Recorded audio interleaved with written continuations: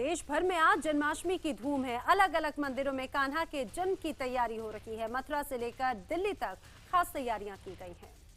कान्हा की नगरी मथुरा में भी जन्माष्टमी की धूम है। यहां बड़ी संख्या में श्रद्धालु पहुंचे हुए हैं। जन्मोत्सव के समय कान्हा पुष्पांबुज पोशाक धारण कर अपने भक्तों को भव्य दर्शन देंगे। मथुरा में श्री कृष्ण जन्माष्टमी पर सुरक्षा के भी खास इंतजाम किए गए हैं। यहां पर मेला परिसर में 3500 से ज्यादा जवान तैनात रहेंगे। साथ ही 10 वॉच टावर से जन्मस्थान परिसर पर नजर रखी जाएगी। यूपी के कासगंज में भी कान्हामय माहौल है। यहां पर बच्चों को कान्हा के रूप में तैयार किया गया है और झांकियां दिखाई गई। छत्तीसगढ़ की राजधानी रायपुर में भी कृष्ण जन्माष्टमी को लेकर काफी तैयारियां की गई हैं। शहर में कई स्थानों पर मटकी की फोड़ प्रतियोगिता भी आयोजित की जाएगी। वहीं इस्कॉन मंदिर के साथ ही दूसरे मंदिरों में भी दिन भर पूजा पाठ का दौर होगा। मुंबई में भी जन्माष्टमी को लेकर श्रद्धालु में काफी उत्साह है। अलग अलग जगहों पर कई कार्यक्रम आयोजित किए गए हैं। मुंबई समेत कई जगहों पर आज दही हांडी प्रतियोगिताएं भी आयोजित होंगी। एमएनएस के मुखिया राज ठाकरे ने सुप्रीम कोर्ट के आदेश का विरोध करते हुए 20 फीट से ऊंची दही हांडी बनवाने का ऐलान किया है। बता दें कि कोर्ट का आदेश है कि दही हांडी की ऊंचाई भी 20 फीट से ज्यादा नहीं होनी चाहिए। हथियारों के साथ शोभा यात्रा निकालने की इजाजत नहीं होने के बावजूद नागपुर में विश्व हिंदू परिषद के कार्यकर्ताओं ने ऐसा किया। सैकड़ों कार्यकर्ता शोभा यात्रा में हथियार के साथ शामिल हुए। साथ ही हवा में तलवारें भी लहराई। यूपी के बरेली में एक शख्स ने राधा बनकर जिंदगी गुजारने का फैसला किया है। रेलवे के रिटायर्ड इंजीनियर वीरेंद्र सक्सेना ने अपना पूरा जीवन कान्हा के प्रेम में समर्पित कर दिया। वीरेंद्र सक्सेना अब दिन रात भगवान कृष्ण की पूजा में लीन रहते हैं। गुजरात के ऊंझा में डूबती कार से 2 लोगों की जान बचाने की तस्वीर सामने आई है। ऊंझा में बाढ़ में डूबे अंडरपास से कार निकालने के दौरान ड्राइवर गलती कर बैठा। इसके बाद उसमें सवार पति पत्नी की जान पर बनाई, लेकिन आसपास मौजूद लोगों ने मानव श्रृंखला बनाकर दोनों को बाहर निकाला। चीन के गांसू प्रांत में भारी बारिश से आई बाढ़ ने काफी तबाही मचाई है। सड़कों पर पानी का बहाव इतना तेज है कि कई गाड़ियां बह गईं और सैकड़ों घर तबाह हो गए। यहाँ 5000 लोग बाढ़ से प्रभावित हुए हैं। अमेरिका के बोरविले के जंगलों में आग कहर बरपा रखी है। आग को देखते हुए पश्चिमी अमेरिका में आपात स्थिति की घोषणा कर दी गई। वहीं सैकड़ों घरों को खाली करा लिया गया है। आगरा के पास NH2 पर सर्विस रोड की दीवार गिरने से कई वाहन मलबे में दब गए। हादसे में एक कार चालक रेलिंग में बुरी तरह फंस गया। ड्राइवर को आसपास अस्पताल में भर्ती कराया गया है। झारखंड के डुमरिया में बच्चे जान जोखिम में डालकर नदी पार करने को मजबूर हैं। ये मासूम महज एक रस्सी के सहारे नदी पार करते हैं। नदी पार करने के दौरान इनके स्कूल की किताबें भी गीली हो जाती हैं। तो वहीं स्थानीय लोगों ने सरकार से एक छोटी सी पुलिया बनवाने की मांग की है। यूपी के मिर्जापुर के एक गांव में मगरमच्छ के पहुंचने से हड़कंप मच गया। फिर गांव वालों ने किसी तरह मगरमच्छ को बांधा और इसके बाद इन लोगों ने मगरमच्छ को नदी में छोड़ा। रूस में बिल्ली और बंदर का अजब रिश्ता देखने को मिला। यहाँ पर 16 साल की बिल्ली रोसेनिका इस छोटे से बंदर को माँ की तरह पाल रही है। दरअसल इस बंदर की मां ने जन्म के बाद इसे अपनाया नहीं था। इसके बाद इस बंदर को रोसेनिका के साथ में रखा गया। रोसेनिका अपने बच्चे की तरह ही इस बंदर की भी देखभाल करती है। इलाहाबाद में गंगा का रौद्र रूप थमने का नाम नहीं ले रहा है। लेटे हनुमान मंदिर पूरी तरह से डूब गए हैं। यहाँ तक कि मंदिर की छत पर भी गंगा की लहरें पहुंच रही हैं। वैष्णो देवी मंदिर परिसर में श्रद्धालुओं के ट्रैक पर एक चट्टान गिरने से कई लोग मलबे में दब गए, जबकि CRPF के एक जवान की मौत हो गई। यूपी के भदोही में गंगा का जलस्तर लगातार बढ़ रहा है। मकानों में पानी भर गया है और ऐसे में अब लोगों ने नाव पर ही अपनी गृहस्थी बसा ली है। हालात अब ऐसे हो गए हैं कि कई परिवारों के पास 2 वक्त खाना भी नहीं है। यूपी के हमीरपुर में यमुना और बेतवा अपने पूरे रौद्र रूप पर है। यहाँ बाढ़ से कटान जारी है, जिसकी वजह से दर्जनों मकान गिर चुके हैं। कई मकान अब गिरने की कगार पर हैं। यूपी के खीरी जिले में पूरा एक गांव गायब हो गया। घाघरा नदी ने पूरे गांव को लील लिया है। 2 मंजिला इमारत तक नदी में बह गई। यूपी के बलिया में खतरे के निशान को पार कर चुकी गंगा शांत होने का नाम नहीं ले रही। 68,000 की आबादी वाले लगभग 58 गाँव में बाढ़ का पानी घुस जाने से बड़ी संख्या में ग्रामीण यहाँ पर फंसे हुए हैं। बिहार के खगड़िया में बाढ़ पीड़ितों की मुश्किलें कम होती नजर नहीं आ रही। कई गांव के लोग जान बचाकर घर से बाहर तो आ गए, लेकिन सड़क के किनारे रात गुजारने पर मजबूर हैं। बिहार के भागलपुर में गंगा का जलस्तर बढ़ने से शहरी क्षेत्रों में भी पानी का दबाव बढ़ने लगा है। नाथनगर के चंपापुर की स्थिति काफी जर्जर है। वहीं मंदिर में गंगा का पानी घुस गया। बिहार के वैशाली में एक चमत्कार देखने को मिला है, जब नाव में एक महिला ने बच्चे को जन्म दिया। दरअसल NDRF की टीम कुछ लोगों को बाढ़ के पानी से बचाकर नाव पर ले जा रही थी। इन्हीं लोगों में एक गर्भवती महिला भी शामिल थी। बिहार के मुंगेर में जहां लोग बाढ़ से बेहाल हैं, तो वहीं कई इलाकों में खाने पीने का भी संकट पैदा हो गया है। मुंगेर में करीब 3 लाख लोग प्रभावित हैं। बिहार के औरंगाबाद में एक नाव पुनपुन नदी में हादसे का शिकार हो गई। नाव पलटने के चलते एक महिला की मौत हो गई तो वहीं 9 लोगों को सुरक्षित बचा लिया गया। हालांकि 8 लोग अभी भी लापता हैं। मध्य प्रदेश के भिंड में चंबल नदी के उफान पर आने से यहां के दर्जनों गांव बाढ़ की चपेट में आ गए हैं। बाढ़ की वजह से लोगों की मुश्किलें बढ़ गई हैं। खाने पीने की भी किल्लत हो गई है। मध्य प्रदेश के शाजापुर में रखुंदर नदी पर बने करेड़ी पुल पर अभी भी पानी का तेज बहाव बना हुआ है। बावजूद इसके कई गांवों के हजारों ग्रामीण जान जोखिम में डालकर ये रास्ता पार कर रहे हैं। राजस्थान के उदयपुर में भारी बारिश के चलते अंतिम संस्कार में भी दो दिन की देरी हो रही है। नदी के पानी ने घाटों को भी अपने आगोश में ले लिया है। पाकिस्तानी सेना का अत्याचार झेल रही बलूचिस्तान के लोगों ने प्रधानमंत्री नरेंद्र मोदी का पोस्टर लेकर पाकिस्तान सरकार के खिलाफ प्रदर्शन किया। इस दौरान बलोच नेताओं ने तिरंगा लहराया और पाकिस्तानी सरकार के खिलाफ नारेबाजी की। यूपी की कानून व्यवस्था को लेकर बीजेपी ने लखनऊ में अखिलेश सरकार के खिलाफ जबरदस्त विरोध प्रदर्शन किया। विधानसभा के बाहर हुए इस विरोध प्रदर्शन में पार्टी की महिला कार्यकर्ताओं ने भी हिस्सा लिया। हालांकि इस मौके पर प्रदर्शन कर रहे बीजेपी कार्यकर्ताओं पर लाठीचार्ज भी किया गया और पानी की बौछार भी छोड़ी गई। बीजेपी कार्यकर्ताओं ने शांतिपूर्ण प्रदर्शन के दौरान हमले का आरोप लगाया है।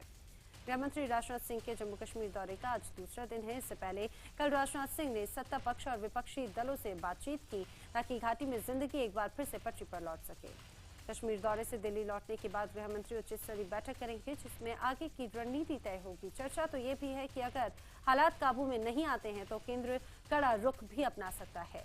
सूत्रों की माने तो खुफिया एजेंसियों ने ऐसे करीब 80 लोगों की पहचान की है जो लोगों की भीड़ में शामिल होकर उन्हें भड़का रहे हैं। इन्हें एजेंट प्रोवोकेटर्स का नाम दिया गया है और इन एजेंट्स को सीमा पार से समर्थन मिल भी रहा है और ये स्थानीय लोग ही हैं।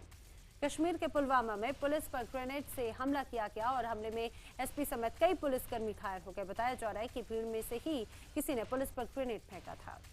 पूर्व क्रिकेटर और हाल ही में राज्यसभा से इस्तीफा देने वाले नवजोत सिंह सिद्धू कांग्रेस में जा सकते हैं। सूत्रों का दावा है कि कांग्रेस सिद्धू को उप मुख्यमंत्री पद का प्रस्ताव दे सकती है।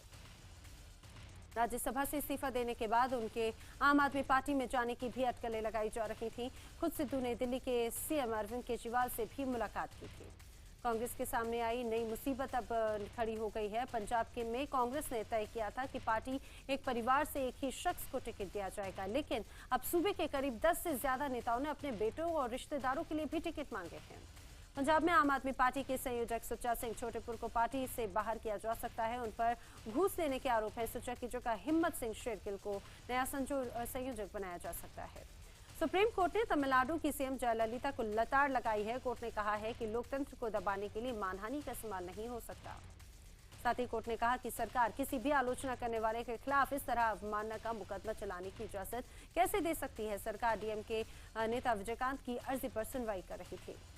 मुंबई में बीएमसी के स्कूलों में सूर्य नमस्कार अनिवार्य किए जाने को लेकर सियासत गर्मा गई है। फैसले के खिलाफ समाजवादी पार्टी ने कोर्ट में जाने का ऐलान किया है। वहीं बीजेपी और शिवसेना ने सूर्य नमस्कार के मसले पर कहा है कि सभी को फैसले का स्वागत करना चाहिए। सत्ता पक्ष का कहना है कि इस पर राजनीति नहीं होनी चाहिए। संघ प्रमुख मोहन भागवत आगरा में एक दलित कार्यकर्ता के घर गए और वहां पर उन्होंने खाना खाया। भागवत करीब आधे घंटे तक वहां पर रुके। हालांकि पूरे कार्यक्रम के दौरान भागवत ने मीडिया से दूरी बनाए रखी। कैबिनेट ने सरोगेसी नियमन विधेयक को मंजूरी दे दी है। विदेश मंत्री सुषमा स्वराज ने कहा है कि सरोगेसी विधेयक इसीलिए लाया गया क्योंकि भारत लोगों का सरोगेसी हब बन गया था और अनैतिक सरोगेसी की घटनाएं भी सामने आती रहती थी। हरियाणा विधानसभा का मानसून सत्र कल से शुरू हो रहा है और इस दौरान सरकार की कोशिशें जीएसटी समेत दूसरे अहम बिल पास करवाने की है। सरकार विधायकों के वेतन भत्ते को लेकर भी बिल पेश करेगी। राजधानी दिल्ली की गौशालाओं में गायों की मौत पर IBN 7 की पड़ताल के बाद राज्य सरकार ने जांच के लिए 3 सदस्यों की कमेटी बना दी। IBN 7 ने दिल्ली सरकार के मंत्री गोपाल राय को स्टिंग की सीडी भी दी। केदारनाथ में आपदा के दौरान मारे गए लोगों के अंतिम संस्कार को लेकर नैनीताल हाईकोर्ट ने राज्य सरकार से जवाब मांगा है। बता दें कि कोर्ट में एक जनहित याचिका दाखिल की गई थी। जयपुर विकास प्राधिकरण ने राज परिवार के कब्जे वाले राजमहल पैलेस पर बुलडोजर चलाकर 12 बीघा जमीन पर कब्जा कर लिया। जयपुर की पूर्व राजकुमारी और बीजेपी विधायक दिया कुमारी तोड़फोड़ और कब्जा रोकने के लिए खुद मैदान में उतरी थी। गुरुग्राम में 2 खिलाड़ी इंटरनेशनल पेंटाथलॉन चैंपियनशिप में भारत का नेतृत्व करेंगे। शुभम और दिवाकर दोनों ही जीत के लिए इन दिनों को पसीना बहा रहे हैं। इलाहाबाद हाईकोर्ट की लखनऊ बेंच ने 4010 दरोगाओं और प्लाटून कमांडर्स की भर्ती रद्द कर दी है। भर्ती में अयोग्य ठहराए गए कैंडिडेट्स ने धांधली का आरोप लगाया था। स्वास्थ्य मंत्रालय ने MCD और दिल्ली सरकार को चिकनगुनिया और डेंगू को लेकर अगले 2 महीने तक एहतियात बरतने के निर्देश जारी किए हैं। स्वास्थ्य मंत्रालय ने एक कंट्रोल रूम भी स्थापित किया है। यूपी के बरेली में एक बुजुर्ग ने आरोप लगाया है कि उसके भतीजे ने उसे मरा हुआ दिखाकर लाखों की जमीन हड़प ली। बुजुर्ग का कहना है कि अधिकारी उनकी सुनवाई नहीं कर रहे। मुंबई के सीएसटी में एक अखबार की बिल्डिंग में आग लग गई और आग लगने के बाद दमकल की कई गाड़ियां भी वहां पर लगाई गई। आग लगने की वजह अभी तक स्पष्ट नहीं हो पाई है। जेएनयू कैंपस में छात्रा से रेप के आरोपी अनमोल रतन को आज पटियाला हाउस कोर्ट में पेश किया जाएगा। इससे पहले कल उसने सरेंडर कर दिया था। बता दें कि पीड़ित छात्रा ने अनमोल पर हॉस्टल में बुलाकर रेप करने का आरोप लगाया।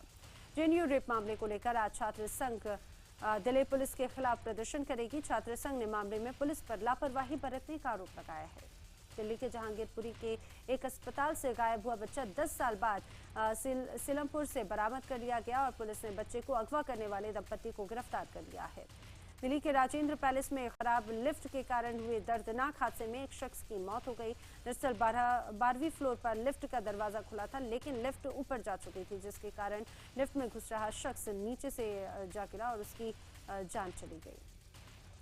दिल्ली पुलिस ने 25 करोड़ की हेरोइन के साथ नॉर्थ ईस्ट की 2 महिलाओं को गिरफ्तार किया है। पुलिस इनसे पूछताछ कर रही है।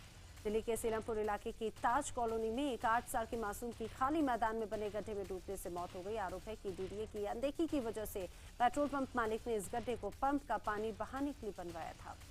पीड़ित परिवार ने इंसाफ की मांग की है। फिलहाल पुलिस लापरवाही से हुई मौत का मामला दर्ज कर जांच कर रही है। यूपी के बलिया में 10 साल की एक बच्ची के साथ में रेप का आरोप लगा है। पुलिस आरोपी शख्स की तलाश कर रही है। यूपी के हाथरस में एक लड़की की संदिग्ध परिस्थितियों में हुई मौत के बाद एक वीडियो सामने आया, जिसमें लड़की ये कहती हुई सुनाई पड़ रही है कि उसके प्रेम की वजह से उसके परिजन उसकी जान के लिए खतरा बन गए हैं। मध्य प्रदेश के रीवा में 15 साल की एक नाबालिग बच्ची से रेप का आरोप लगा है। पीड़ित गर्भवती भी हो गई। परिवार पुलिस अधिकारियों से इंसाफ की गुहार लगा रहा है। पटना कॉलेज में 2 गुटों के बीच झड़प हो गई। बताया जा रहा है कि इस दौरान यहां पर फायरिंग भी हुई, जिसमें एक छात्र बुरी तरह से घायल हो गया।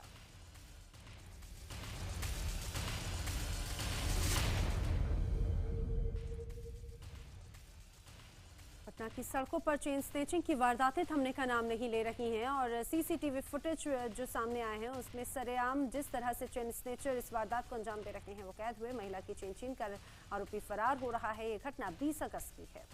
मध्य प्रदेश के देवास में बैंक ऑफ इंडिया के एटीएम में घुसे नकाबपोश ने तोड़फोड़ की।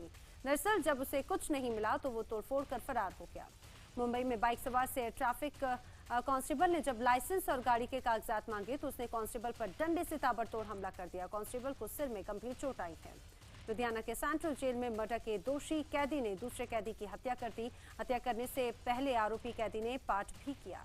जूनागढ़ के पत्रकार किशोर दवे हत्याकांड में पुलिस ने 3 आरोपियों को गिरफ्तार कर लिया है। गुजरात पुलिस का दावा है कि पत्रकार की हत्या कारोबारी रंजिश में की गई। पत्रकार का अपने बिजनेस पार्टनर फिरोज से पैसों को लेकर विवाद चल रहा था। यूपी के गोरखपुर में टोल प्लाजा पर फॉर्च्यूनर सवार लोगों ने जमकर गुंडागर्दी की। आरोप है कि टोल प्लाजा कर्मचारियों ने टोल टैक्स मांगा तो गाड़ी में सवार लोग भड़क गए और इन लोगों ने कई राउंड फायर किए और वो भाग निकले। इलाहाबाद में दूध मुही बच्ची की हत्या का मामला सामने आया है। मामले में पुलिस ने 2 लोगों को हिरासत में ले लिया और उनसे पूछताछ जारी है। पंजाब के फरीदकोट में झपटमारी की वारदातें लगातार बढ़ती जा रही हैं। यहाँ पर मोटरसाइकिल सवार चोरों ने महिला का पर्स उड़ा लिया। नोएडा में बीती रात बिजली विभाग के अकाउंटेंट ने अपनी कार ट्रक में भिड़ा दी, जिससे 2 लोग घायल हो गए। वहीं आरोपी मौके से फरार हो गया। ग्रेटर नोएडा में एक सड़क हादसा हो गया। यहाँ पर एक निजी गाड़ी और यूपी पुलिस की गाड़ी में जोरदार टक्कर हुई।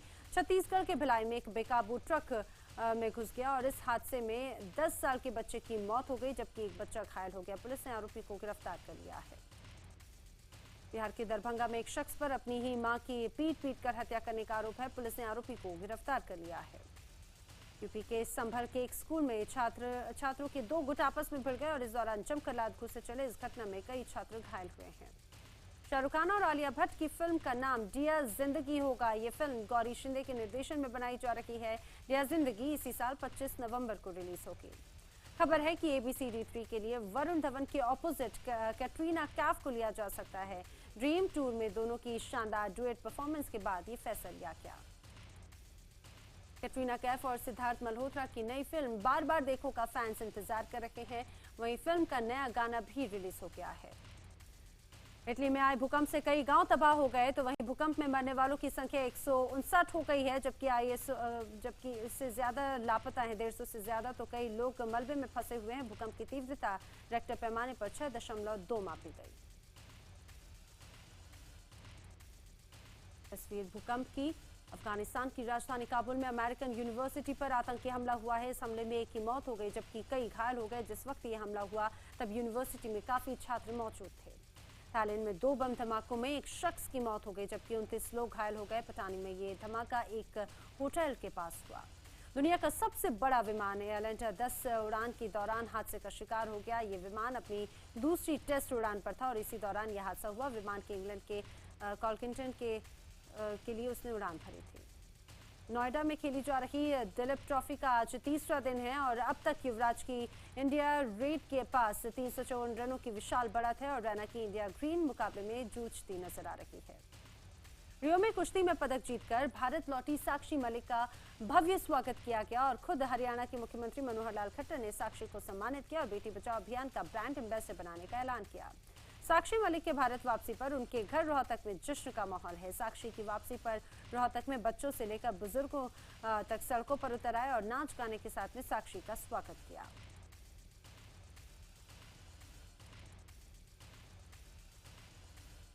कश्यप ने भी कोच पुलेला गोपीचंद की एकेडमी छोड़ दी है। कश्यप ने नए कोच के साथ ट्रेनिंग का फैसला किया है। भारतीय खिलाड़ी अब कोच टॉम जॉन की टीम बैडमिंटन एकेडमी के साथ ट्रेनिंग करेंगे। रियना पेस ने एटीपी सर्किट में अपने 108वें साझेदार जर्मनी के आंद्रे बैकमैन के साथ में विसेंट सेलिम ओपन टेनिस टूर्नामेंट के क्वार्टर फाइनल में जगह बना ली है।